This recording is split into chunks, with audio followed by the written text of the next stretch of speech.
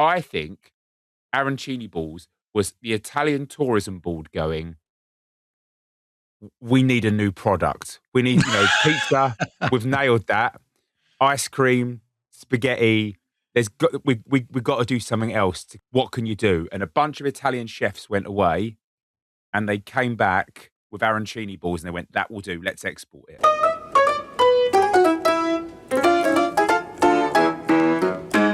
Hello and welcome to another episode of Mildly Informed with me, Richie Firth, and him, Chris Skinner. And it's been a week since we've spoken to each other. You've been in New York. I've missed you. How are you, Christopher? Rich, I turned up. They looked me in the eyes and they said, you're welcome in this country. And I was like, they don't say that very often these days. So I felt very privileged to be there. It's a great city, New York. It genuinely is. It did get above -5 degrees the whole time. I thought for a second that was your rating on it. That was your stars, -5. Yeah, no, not at all. It was so cold, but it hadn't snowed for 10 days, yet the snow wouldn't melt. So there was like browny grey snow everywhere. It was quite weird, and I think locals were quite disgusted with the state of their city. For me, you know what it's like when you don't have the kids. I got some consecutive nights sleep. That's pretty good stuff. How was the UK, Rich? Same old. It's still standing, just about. Something that you could probably say for the United States as well at the moment. But that's not what we're here to talk about.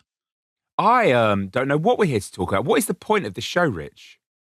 The point of the show is to review in a mild form and in form what has been going on in our lives for the sake of the audience, kind of to help them make choices about their lives so that they don't make the mistakes that we have.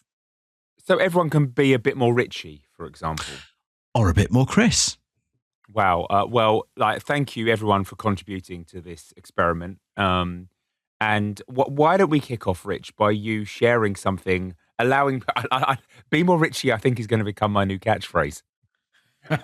How can people be more Richie? Well, they can be a bit more both of us because we've both watched Pluribus.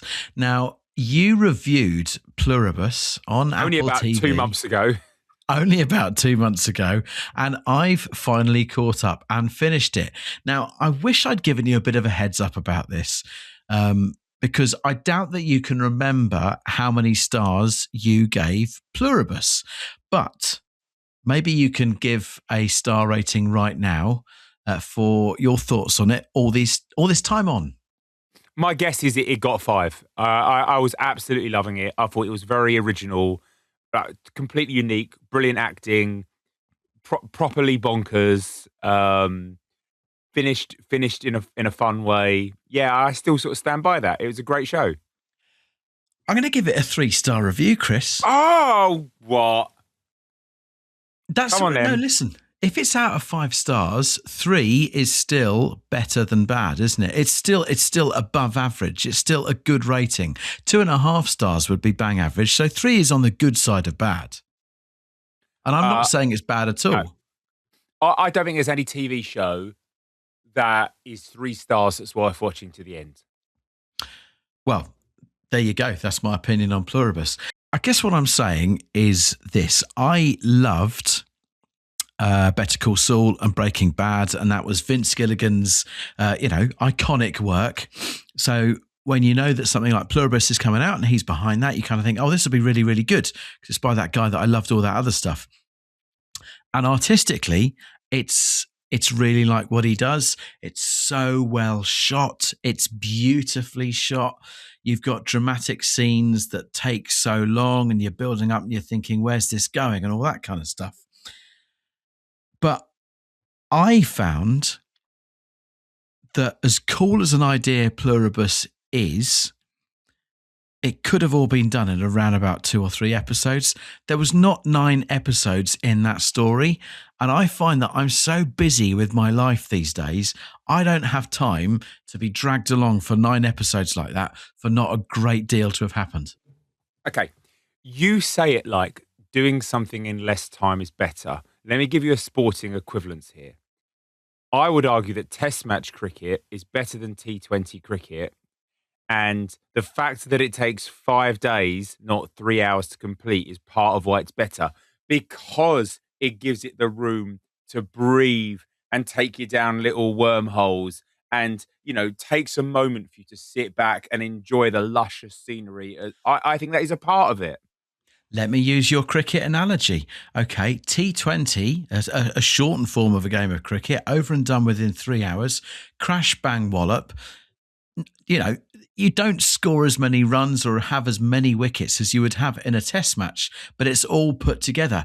If you had a T20 match with, one team scoring 150, the other team scoring 150, but then that's stretched across 5 days, it's the same cricket, but stretched across 5 days. That's what Pluribus is. Oh, I love a low-scoring test match. It's not a bad show. I like the idea behind it, but I don't think it is 9 episodes. And I also don't see a second series. I'm calling it right now. I'm calling it right now. There will not be a second series of Pluribus. 3-star review. Wow. I'm going to say something now that I don't think you're going to like. I don't think Pluribus is as good as Breaking Bad, yeah? But I do think it's better than Better Call Saul.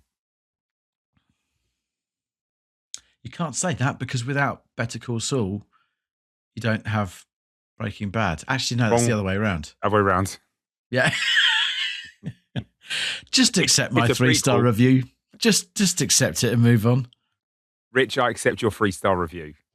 Chris, what else has been going on in your life? Well, let us start with the week I had last week. And let me tell you one of the joys I had. So, as I said, I was in New York. I was there for a whole week. I had a lot of work to do.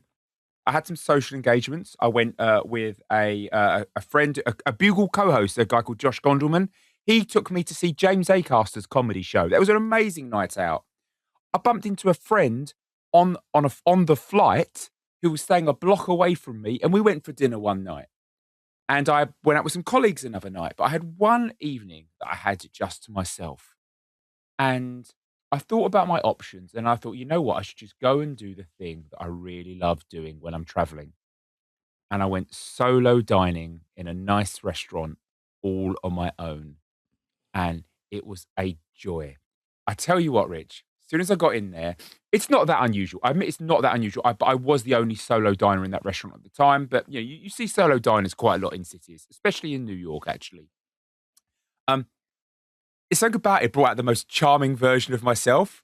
Like, I was so chatty with the waiting staff. I was like, genuinely had them like putty in my hands.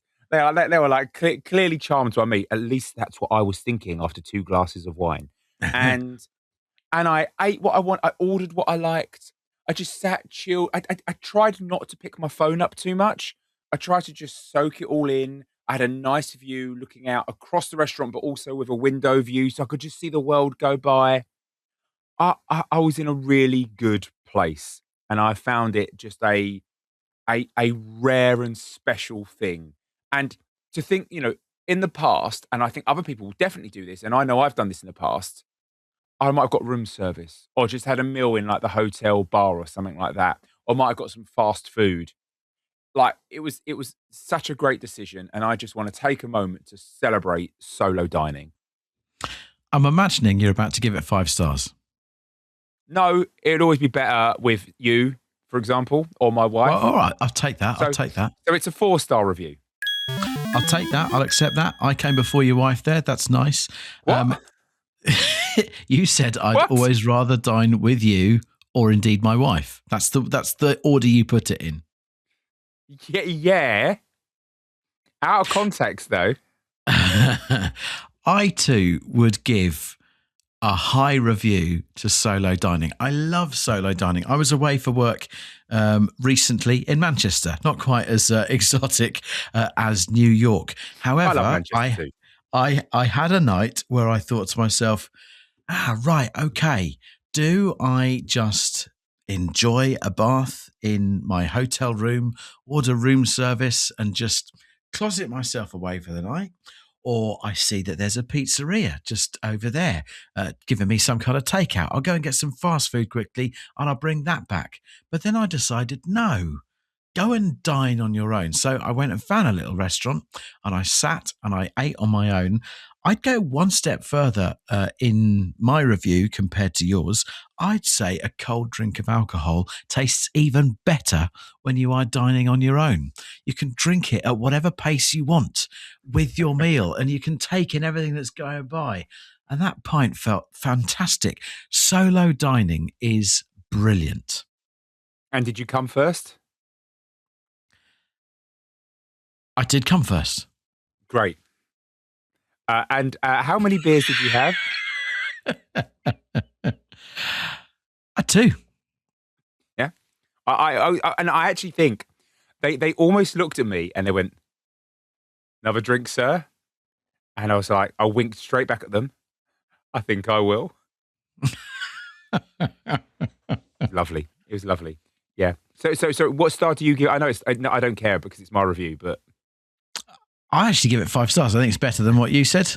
But I'm quite a solitary person. I don't need someone else's company. Quite happy with my own company, and other people quite often annoy me. So solo dining's great. 5 stars. Another thing about you, and we've not covered that much on this show, is your relationship with sharing plates. Yeah, don't do people. Yeah. No, I don't do it at all. So once again, with solo dining, I know what's on my plate is mine. I can pace it, apportion it all to me in my head rather than someone else going, are you wanting that? No. This is about me. Good for you. We're racing through the show. We are indeed. There's too much agreement going on. I've got some more food I want to talk about shortly, but first we must pause for this.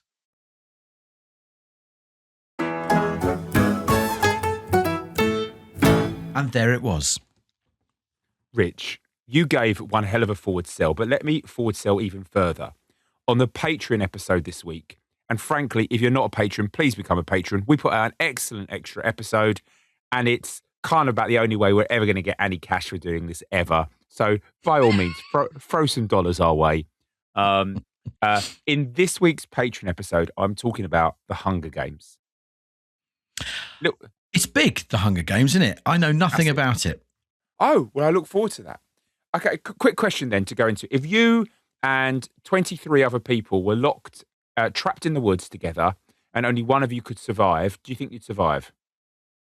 I'd be right up there towards it. Don't answer. Answer in the Patreon episode. Okay. Rich, so tell me about more food. Balls. What? Arancini balls. Oh my God, I love arancini balls. I've really been getting into them. I had them recently and hadn't had them for a long time. I do think it is scientific that your palate changes over the years. I've had arancini balls before, but was nonplussed on them. I had them recently. Just incredible. For those of you who don't know what arancini balls are, it is basically a ball of deep fried risotto. Now, you can have it presented in all sorts of different ways. You can have mozzarella in it, have a ragu in it. I prefer the cheese stuff. Who wouldn't want deep fried congealed cheese with risotto rice? It's absolutely fantastic. Maybe you can have a little pomodoro sauce to dip your arancini balls in. Makes it even nicer, even more moist.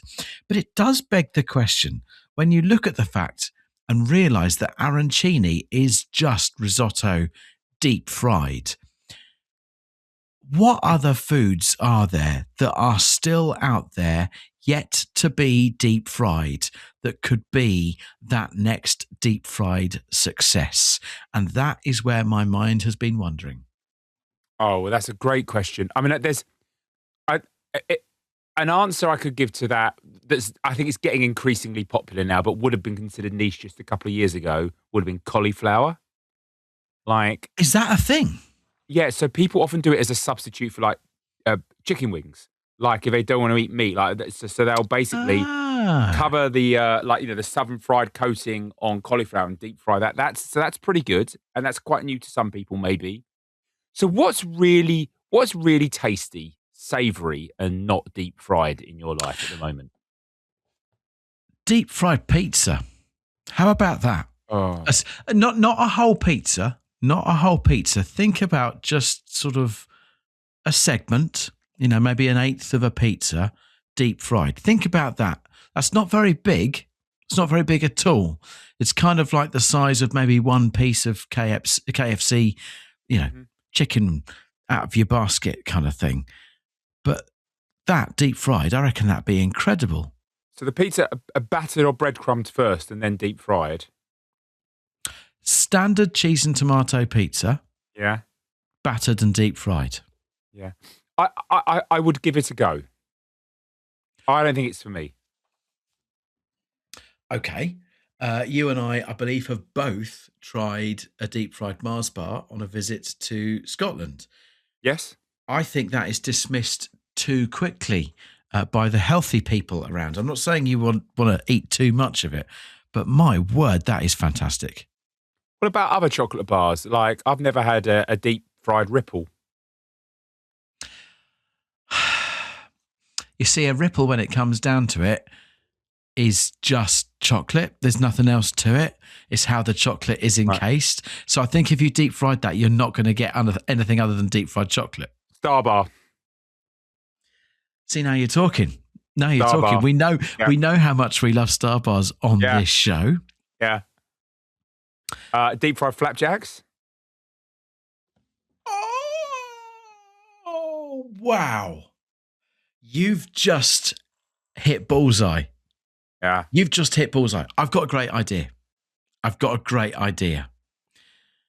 The next time there is money in the mildly informed slush fund, we get on a train, we go up to Edinburgh, we take with us a flapjack, and we take with us a slice of pizza, and we go into a fish and chip shop and we ask them to be deep fried. So all we're asking is to use their hot fat and their batter, and we'll bring the stuff. My local chippy in Hackney would do it for us for almost no money. He deep fries chocolate bars. We don't have to even go to Scotland. Unless you want to go to Scotland. No, we don't need to go to Scotland for this. You make a very good point. I just feel like stereotypically it's the home of deep frying. and also that would leave more money in the mildly informed slush fund. Yeah. Although I do like our weekends away. We haven't had one for a while. So okay. Here's an idea. There's a knock on the door. Sunday evening, 5:00. Yep. Your wife opens the door. Chris, It's Richie again. He's got a Star Bar and a slice of pizza with him. What do you do? I say, Laura, Richie and I are just popping over Wick Fisheries on Kenworthy Road. I'll be back in half an hour. We've got to make it happen. Deep frying food, that's what I'm reviewing here, but specifically deep frying risotto. What a great idea the Italians had. It's 5 stars. Look, I can't disagree with that. If you love it, then it should get 5 stars. One thing that does slightly bother me about arancini balls, I think there's a conspiracy theory here. I am so privileged that in my childhood, I got to go to Italy a few times as a kid and have been several times as an adult since. And I've been to Italian restaurants many times over my years on this planet. And I swear to God, arancini balls did not exist until 10 years ago. And now they're like some classic Italian. I mean, I've had them in Italy since. I had them in Italy about 4 years ago. Yeah. And I've had them in the UK over the last 5 to 10 years.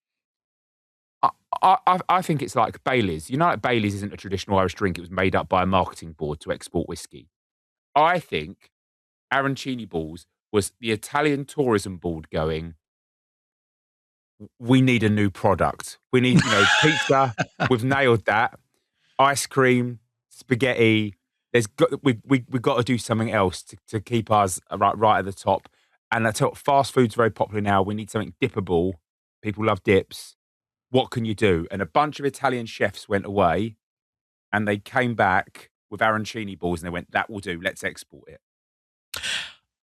A very fair theory. Can I put a counter theory?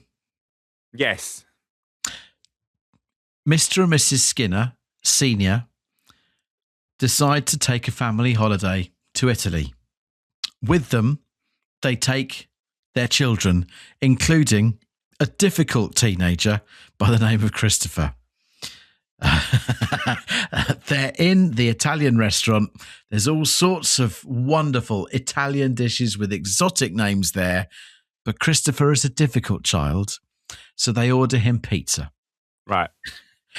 Or they order him spaghetti bolognese because they're thinking, yeah, he'll eat that back in Romford. And that is why you weren't exposed to it as a child. Now, to explain away why it's only arrived over here recently, that is because we are famously, as Brits, we like to pigeonhole things. It's kind of like, oh yeah, Italian, that's just pizza and pasta. Or, oh yeah, Chinese, they eat duck and stuff like that, right? There's more to it. And that is why you've not been exposed to arancini balls until this later time in your life. All right, look, I can tell like Big Italy has infiltrated you too. But for the record, when I was in my teens, and yes, I probably was awkward, but I was eating vongole, mate. So if arancini balls were on the menu, being the sort of person I am and was, I'd have definitely gone for the thing called balls. I feel that this is approaching a therapy session right now. We've touched a nerve. We need to move on. Chris, let's move on to something else that you want to inform us about from your week, because I can see you getting touchy. It's a really foodie week this week for us, which is good because we had a week a couple of weeks ago where we didn't do a single food product on this show. And it didn't feel right. No, it didn't feel right. So here's another one for you. In America, I ate something and I brought something back for the family that I have to say is brilliant and absolutely rank at the same time. Okay, Americans, they have different food standards. Let's put it that way. If you're ever interested in just American food standards, go down a wormhole looking up the term Red 40, which is a commonly used American food diet that's blamed on all kinds of ailments, possibly. Going to make a note about that. Yep. So their chocolate is not as good as our chocolate. I'm sorry, that's even though I think the recipes in UK chocolates has got worse in recent years. It is it's higher sugar content over here. It over there it's even worse, and it's just a bit off. It's just not great. However, I'm still interested by it, and chocolate is still better than, for example, eating raw onions over there. So it's like, it's still something to be celebrated. And so I picked up and ate several Reese's Red Velvet Peanut Butter Cups. Oh, now I love a Reese's Pieces peanut butter cup. Yep. I love red velvet cake. I think I would have to have drunk a lot to have thought about putting those two together. Mate, it doesn't work. Although for a start, it looks beautiful. It's got the nice. Imagine the cup on the bottom and a pink, chocolatey, icingy top. And for a start, it tastes nothing like red velvet. It tastes nothing like red velvet, but it's its own unique sweet experience. And all the different flavors with the peanut butter in the middle is definitely interesting and exciting. And I'm always an advocate for peanut butter products. But it's just ludicrous. Now, look, I know, like, as I say, UK chocolate doesn't necessarily contain all the healthiest ingredients, but let me see if I can bring up, here we go, some of the ingredients in this product. Yikes. Partially defatted peanuts. Amongst other things. Lecithin E322. And then possibly, and again, I've been trying to dig more into this. All the other bad stuff. So dextrose, safflower oil. I think they possibly mean sunflower oil. PGPR. And again, I can't get it verified if the one I got had that or not. Red 40. Wow. It's and yellow 5 and blue 1. You've not really sold it, but I still want to try it. Right, this is exactly right. Honestly, if there was one in front of me now, I'd bloody eat it. Yeah. And yet I know that I'm possibly giving myself like serious long-term health issues by eating it. And I would have another one straight after finishing that one I'd just had. They have American candy stores now here in the UK, don't they? It's not hard to find them. Wick Fisheries, my local chip shop just on Kenworthy Road, also sells American sweets. So hold up, the same place that could deep fry us a Yeah. Star Bar and a slice of pizza could also sell us the Reese's Pieces Red Velvet Peanut Butter Cup. The guy who took over the Chippy like about 5-10 years ago. What kind of chip is this?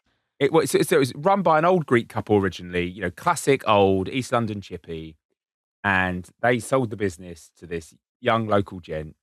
And he immediately diversified, and it's become a chip shop and American sweet store.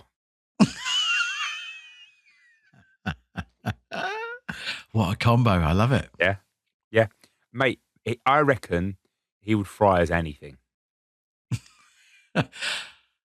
We should also make it a third item, deep fried Reese's Red Velvet Peanut Butter Cup. Honestly, I reckon that would actually be, like, don't get me wrong, the worst thing either of us had ever put in our mouths, but also fantastic. You need to review Yep. American chocolate. Yeah, 2 stars. It's the end of humanity, but I'm still coming back for more. Strange review, that one, but I'm with you. Look, I still think you can bring some positivity to a 2-star review.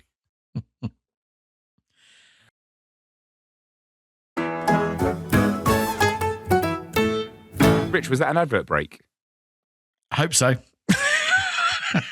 Didn't hear any Reese's adverts there, sadly. Me neither. No. I think they've had plenty of time already on this episode.